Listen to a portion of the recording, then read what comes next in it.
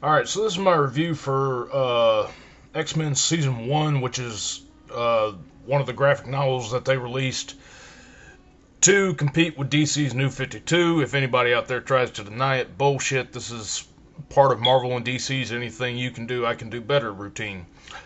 Um, and this is really the only one that I expressed interest in. And I have to say that the first time that I read through this, I strongly disliked it. And a lot of this has to do with the fact that at the time that I read this, I just came off of rereading Stan Lee and Jack Kirby's run on the 60s X-Men, and I had no prior knowledge that or that Marvel's OGNs would be re-exploring a lot of the Stan Lee and Jack Kirby or Steve Ditko stuff that they did on a lot of their characters. And at first I was upset that this was kind of like just taking and rehashing what was already done. And I was really put off by the end of the book, which I'll get to in a moment. Um, but rereading it with a more open mind, I've actually come to like it, and here's the reason why. As I said before, I had done no research on this, so uh, the fact that they're recovering a lot of ground from some of the earlier Stan Lee stuff was a bit of an annoyance to me. Um, but I do like the way that they updated it, though. We're kind of halfway given a narrative point from Jean Grey's perspective onto her coming into the X-Men. And we sort of have a love square which develops throughout the course of the book in between her, Cyclops, Angel, and Beast, and Bobby, who I guess is portrayed kind of too young to have any interest in Jean, although he is slightly perverse in this one. Um, this is still pretty good.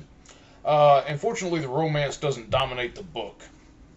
Hopeless seems to have a good grasp on how to take old characters and throw out some interesting new ideas for certain things about how they can be carried out and still be respectful to the original source material.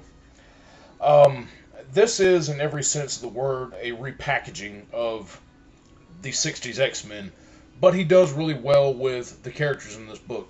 I especially like his take on Cyclops, who's written um, not so much as of a, I guess you could say that he was kind of a douchebag in Stan Lee's original run, because we do kind of see that he's that cumbersome leader who feels like he's taking on the world and he's got to stick up his ass and he's way too tight. Here, I'm actually able to feel for the character a little bit better than what I did from the 60s take of the X-Men, and that's good. And I like a lot of the ground that they managed to cover, and with enough page space that Hopeless has, he's able to bring in probably what he felt were the best highlights of the X-Men that didn't involve the Sentinels or the Juggernaut. Particularly, we have the biggest scenes besides dealing with Magneto are them taking on the Unus the Untouchable, who was kind of a character who was slightly mentioned in, well, he was a semi-prominent figure in the original X-Men run, and a little bit of the stuff with the Blob and the Circus I thought was pretty cool. Um, the stuff concerning Magneto in this, like the first encounter with him was pretty cool, but I was put off by the ending of this book, which is the fact that, I'm going to go ahead and spoil this a little bit, but the end of the book leaves off in the middle of the final showdown with Magneto, which really upset me. And I was kind of taking that book, and I was kind of semi-annoyed with the book when I read it, and barring my prejudice aside, I was agitated strongly by the fact that this book left off with all of the remaining X-Men and Professor Xavier being subdued, and Jean Grey is left to face off against Magneto. And that was pretty much the end of the story.